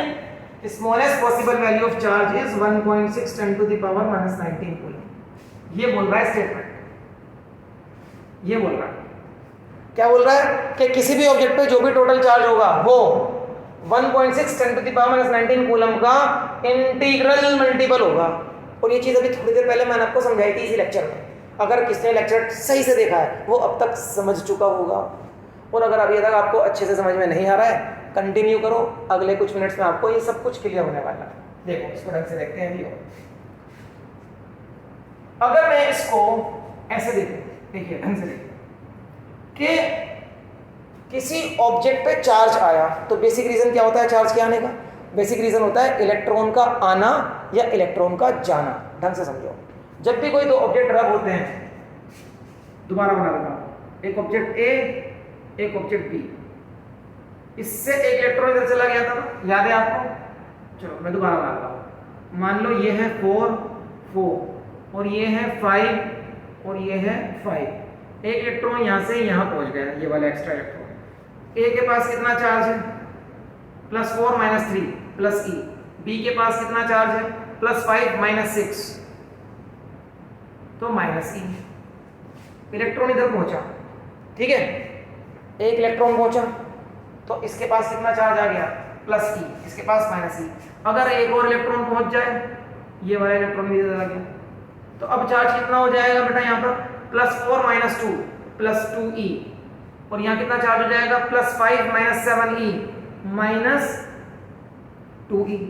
समझ रहे हो? यहाँ पर अभी 1e लिखा था, अब कितना हो गया? 2e +2e -2e। ठीक है, देखो जब चार्ज आता है ना, तो वो इलेक्ट्रॉन्स के ट्रांसफर होने से आता है, और इलेक्ट्रॉन जब भी ट्रांसफर होते हैं या तो एक इलेक्ट्रॉन ट्रांसफर होगा, या 2 होंगे, या 3 होंगे। इस तरह से ट्रांसफर होंगे इलेक्ट्रॉन्स। क्या आप कभी 1.1 इलेक्ट्रॉन ट्रांसफर कर सकते हो? 1.2 इलेक्ट्रॉन ट्रांसफर कर सकते हो? नहीं कर सकते। या तो 1 इलेक्ट्रॉन ट्रांसफर करोगे, या उसके बाद 2 इलेक्ट्रॉन ट्रांसफर करने पड़ेंगे। 2 के बाद 3 इलेक्ट्रॉन ट्रांसफर होंगे। 2.1, 2.2, 2.3 इलेक्ट्रॉन ट्रांसफर नहीं हो सकते। तो ये 1, 2, 3 यही तो इंटीजर्स हैं। मतलब इंटीजर का मतलब क्या है यहाँ पर? इंटीजर का रियल मीनिंग यहाँ पर है नंबर ऑफ इलेक्ट्रॉन्स ट्रांसफर। बहुत इंपॉर्टेंट पॉइंट चल रहा है इस लेक्चर का, बहुत इंपॉर्टेंट, ध्यान से सुनते जाओ, उसको स्किप बिल्कुल नहीं करना है। इंटीजर का मतलब क्या है यहाँ पर? Number of electrons transferred. अब वो इलेक्ट्रॉन्स या तो दिए गए होंगे, देखो इसने तो दिए मतलब इसने तो लूज कर दिए, या लिए गए होंगे मतलब इसने गेन कर लिए। जो इलेक्ट्रॉन यहां से गया इसने लूज करा, उसने गेन करा, ठीक है। जो ऑब्जेक्ट इलेक्ट्रॉन को लूज करता है, मतलब जिसके पास इलेक्ट्रॉन्स कम रह जाते हैं, चेक करो यहां पर प्रोटॉन ज्यादा है, इलेक्ट्रॉन कम है, तो इस वाले ऑब्जेक्ट के पास क्या है? डेफिसिट। डेफिसिट मतलब कमी, डेफिसिट ऑफ इलेक्ट्रॉन्स है इस वाले ऑब्जेक्ट के पास। जिस ऑब्जेक्ट के पास इलेक्ट्रॉन्स कम रह जाते हैं उस ऑब्जेक्ट के पास पॉजिटिव चार्ज होता है, और जिस ऑब्जेक्ट के पास इलेक्ट्रॉन देखो ज्यादा हो गए, यहां पर 5 प्रोटॉन्स 7 इलेक्ट्रॉन्स, इलेक्ट्रॉन्स ज्यादा हो गए, मतलब एक्सेस ऑफ इलेक्ट्रॉन्स जिस ऑब्जेक्ट के पास हो जाए उस ऑब्जेक्ट के पास आ जाता है नेगेटिव चार्ज। इसके पास नेगेटिव चार्ज है, चेक कर लो, इसके पास नेगेटिव चार्ज है। तो बहुत इंपॉर्टेंट कॉन्सेप्ट यहां से एक आ गया, डेफिसिट ऑफ इलेक्ट्रॉन्स मींस उस ऑब्जेक्ट के पास पॉजिटिव चार्ज होगा, नोट कर लो। एक्सेस ऑफ इलेक्ट्रॉन्स मींस उस ऑब्जेक्ट के पास नेगेटिव चार्ज होगा, ठीक है। और इलेक्ट्रॉन्स जो ट्रांसफर होते हैं वो इंटीग्रल वैल्यूज में होते हैं, या तो 1 इलेक्ट्रॉन ट्रांसफर होगा, या 2 इलेक्ट्रॉन ट्रांसफर होंगे, या 3 इलेक्ट्रॉन ट्रांसफर होंगे, एंड सो ऑन। इलेक्ट्रॉन्स हमेशा इंटीग्रल वैल्यूज में ट्रांसफर होते हैं। दैट इज व्हाई जिस किसी ऑब्जेक्ट पर भी टोटल चार्ज आएगा वो इंटीग्रल वैल्यूज मल्टीप्लाइड बाय 1.6 10 की पावर -19 कूलम में आएगा। This is the meaning of quantization of charge. और अच्छे से फीलिंग लेनी है, चलो और अच्छे से फीलिंग लेते हैं। इस फॉर्मूले को यहां लिखते हैं कि किसी भी ऑब्जेक्ट पे जो टोटल चार्ज है वो integral values multiplied by smallest possible value of charge 1.6 10 to the power -19 coulomb होता है। चलो स्टार्ट करते हैं इसको। अगर ये एक भी इलेक्ट्रॉन ट्रांसफर नहीं करता तो ये ऐसा था ना, फिर इसके पास कितना चार्ज था? ए के पास +4e -4e 0। अगर इसने एक भी इलेक्ट्रॉन ट्रांसफर नहीं किया तो ये इंटीजर क्या होता है? Number of electrons transferred. एक भी इलेक्ट्रॉन ट्रांसफर नहीं किया, 0 × 1.6 10 टू द पावर -19 कूलम। तो टोटल चार्ज ए पर कितना आएगा? टोटल चार्ज ए पर आएगा 0 आएगा। अगर इसने एक इलेक्ट्रॉन ट्रांसफर कर दिया, एक इलेक्ट्रॉन ट्रांसफर करा दो एक, तो 1 × 1.6 10 to the power -19 coulomb, total charge कितना आएगा? इसको यहां से मल्टीप्लाई करने के बाद 1.6 10 टू द पावर -19 कूलम। अब इसके पास 1.6 10 to the power -19 coulomb charge है, जिसे आप +e भी बोलते हो, e बोलते हो ना, 1e। देखो 1e, इसका सिंबल e है ना, इसको e बोलते हैं।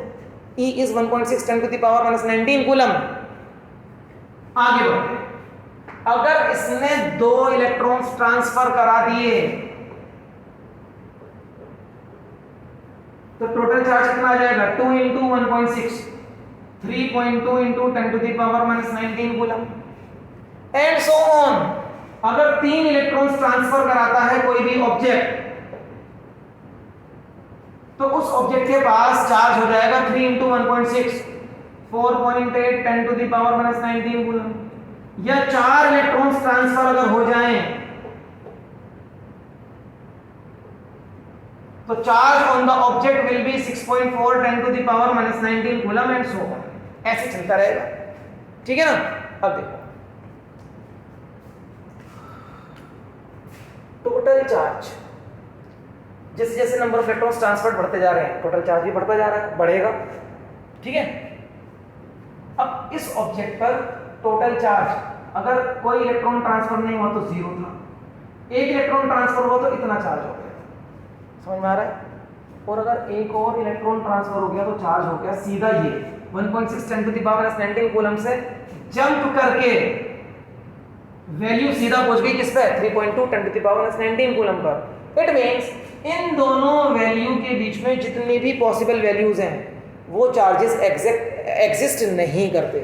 जैसे 1.6 10 की पावर 19 3.2 10 की पावर 19 के बीच में कोई भी नंबर आप बताओ, मुझे कोई वैल्यू बताओ। चलो मैं बताता हूँ एक value 1.7 into 10 to the power 19 coulomb या 1.72 into 10 to the power 19 coulomb या 1.9 into 10 to the power 19। Infinite possible values हैं, लेकिन ये सारे चार्जेस एग्जिस्ट नहीं करते, डू नॉट एग्जिस्ट। जो चार्जेस एग्जिस्ट करते हैं वो बस यहां लिखे हुए हैं। चार्ज बस यही वैल्यूज में आ सकता है। अगला चार्ज क्या आएगा 8 into 10 to the power 19 coulomb. अगर 5 इलेक्ट्रॉन्स ट्रांसफर होंगे तो अगला चार्ज इतना आएगा। समझ रहे हो ना? तो चार्जेस की पॉसिबल वैल्यूज बस यही हैं। These are the possible values of charge. मतलब चार्ज की सारी वैल्यूज पॉसिबल नहीं होती। चार्ज की इसी प्रॉपर्टीज को कि चार्ज की सारी वैल्यूज पॉसिबल नहीं है, चार्ज की इसी प्रॉपर्टी को हम बोलते हैं चार्ज हैज गॉट। चार्ज मतलब electric charge. Electric charge has got discrete nature. Discrete मतलब उसकी वैल्यूज फिक्स्ड हैं, कुछ ही वैल्यूज पॉसिबल हैं चार्ज की। डिस्क्रीट नेचर मतलब चार्ज डिसकंटिन्यूअस नेचर का है। डिसकंटिन्यूअस, कंटिन्यूअस नहीं है। कंटिन्यूअस होता अगर जो भी आप वैल्यू सोचो उस वैल्यू का चार्ज पॉसिबल होता, जो भी वैल्यू आपके मन में है उस वैल्यू का चार्ज पॉसिबल हो, तो आप बोलोगे चार्ज की वैल्यूज कंटिन्यूअस है। लेकिन ये डिसकंटिन्यूअस है। डिसकंटिन्यूअस बोल दो या डिस्क्रीट नेचर बोल दो। और ये जो प्रॉपर्टी हम चार्ज की पढ़ रहे हैं, ये प्रॉपर्टी बच्चों काम करती है माइक्रोस्कोपिक लेवल पर।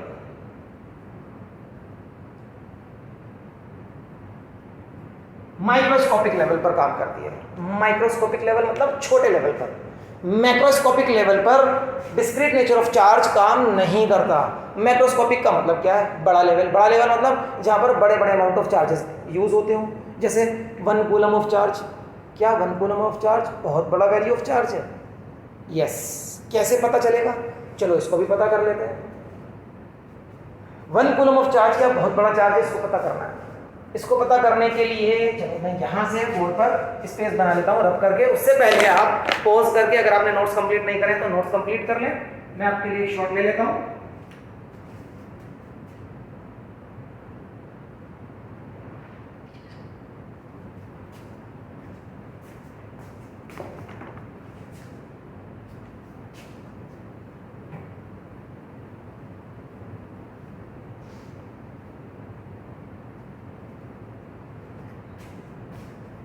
देखिए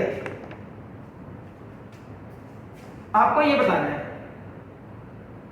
1 कूलम चार्ज के लिए कितने इलेक्ट्रॉन्स ट्रांसफर कराने पड़ेंगे। How many electrons needed to be transfer. मतलब जैसे कि अगर मुझे 4.8 10 की पावर 19 कूलम चार्ज चाहिए तो मुझे 3 इलेक्ट्रॉन ट्रांसफर कराने पड़ते हैं ना। इंटीजर मतलब नंबर ऑफ इलेक्ट्रॉन्स ट्रांसफर। तो अगर इसकी जगह 1 कूलम लिख दूं तो 1 कूलम चार्ज के लिए n कितने, n मतलब चलो यहां आ जाओ। टोटल चार्ज को मैं q से डिनोट करूंगा इज इक्वल टू इंटीजर को n से डिनोट करूंगा और ये वैल्यू है e। q is equal to ne। Physics का first formula class 12th physics का Q is equal to Ne। आपकी 12th क्लास की फिजिक्स का फर्स्ट फॉर्मूला है, इलेक्ट्रोस्टैटिक्स का फर्स्ट फॉर्मूला है, याद कर लो Q is equal to Ne। इस फॉर्मूले को Q is equal to Ne बोला जा सकता है। तो Q कितना है 1 कूलम, N पता करना है, E कितना है 1.6 10 टू द पावर -19। तो N is equal to 1 upon 1.6 10 to the power -19। Solve कर दो। कौन सॉल्व करेगा फटाफट? देखो मैं करता हूँ। डेसिमल हटाओ 10, पावर ऊपर ले जाते हैं प्लस 19 हो जाएगी। 10 into 10 to the power 19 upon 16। चलो एक पावर यहाँ से कम कर दो 18 और एक जीरो यहाँ ले लो 100 अपॉन 16। 100/16 6.25 इंटू 10⁻18 इतने सारे नंबर ऑफ इलेक्ट्रॉन्स चाहिए अगर एक कूलम चार्ज बनाना है। क्या ये नंबर छोटा है या नंबर बड़ा है? बेटा वेरी लार्ज नंबर। 10⁻18 बहुत बड़ा नंबर है ये। 6.25 इंटू 10⁻18 इलेक्ट्रॉन्स चाहिए अगर आपको 1 कूलम चार्ज लाना है कहीं पर।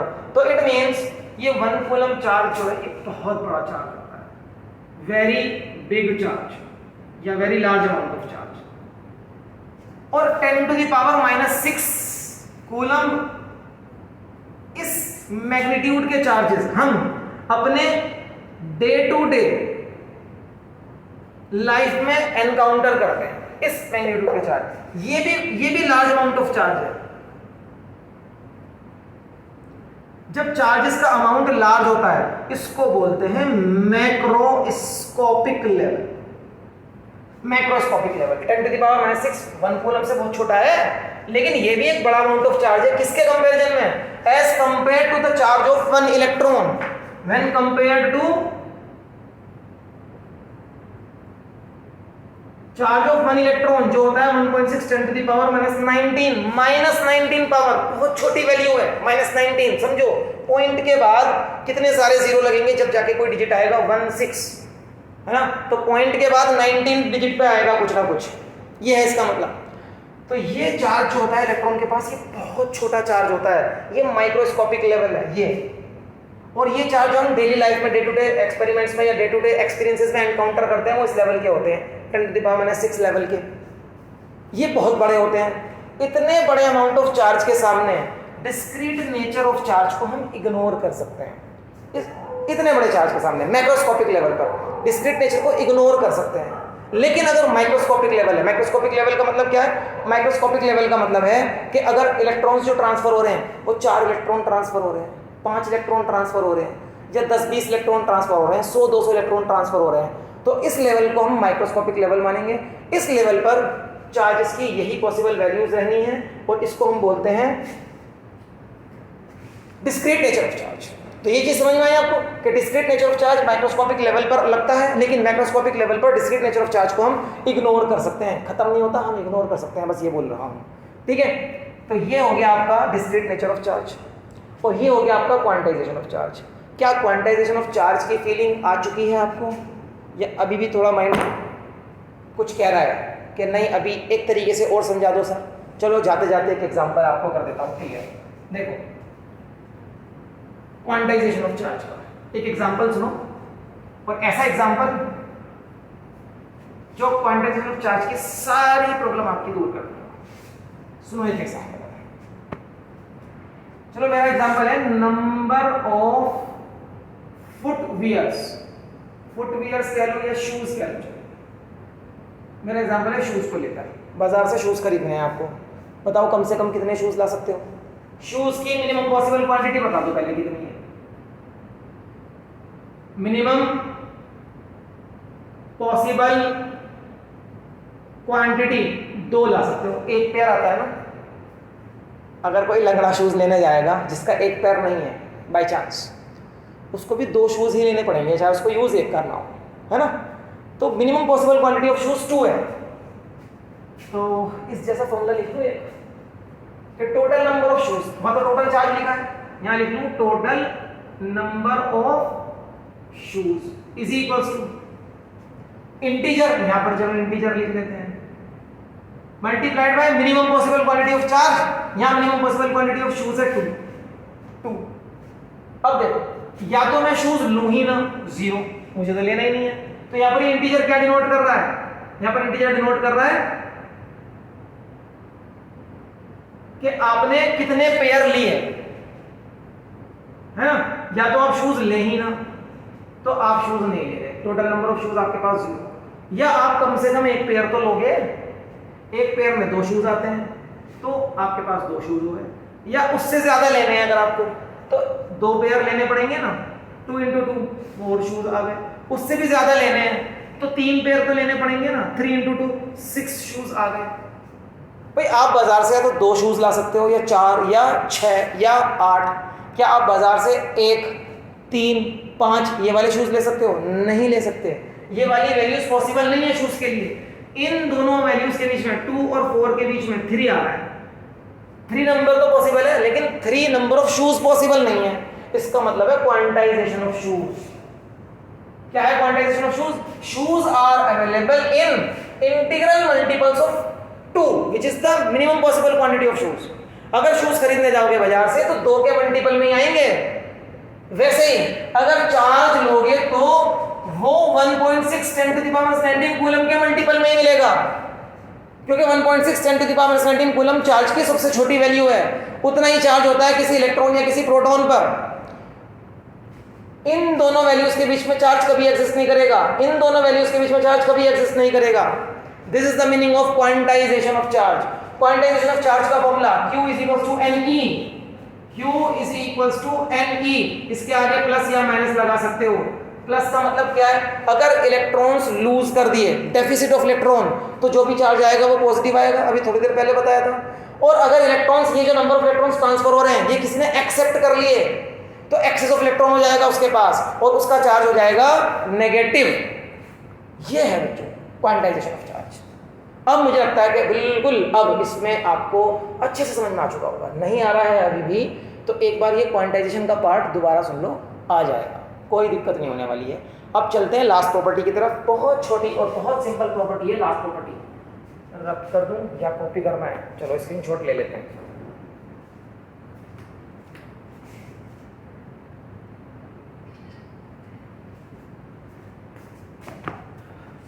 लास्ट प्रॉपर्टी,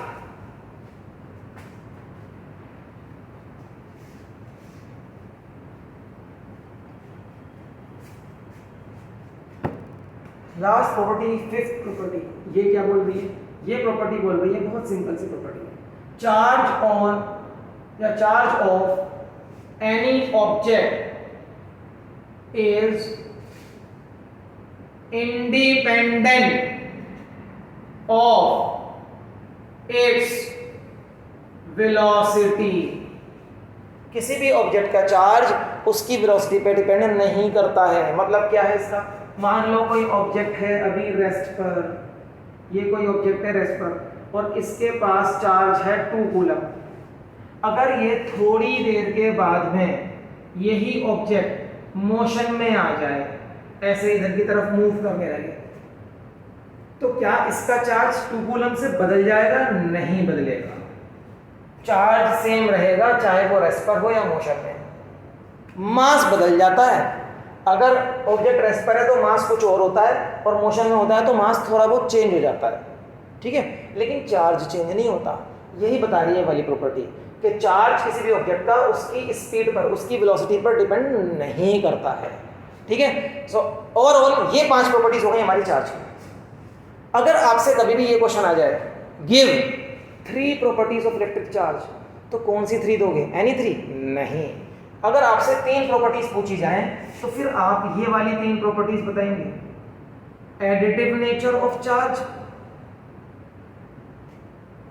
और कंजर्वेशन ऑफ चार्ज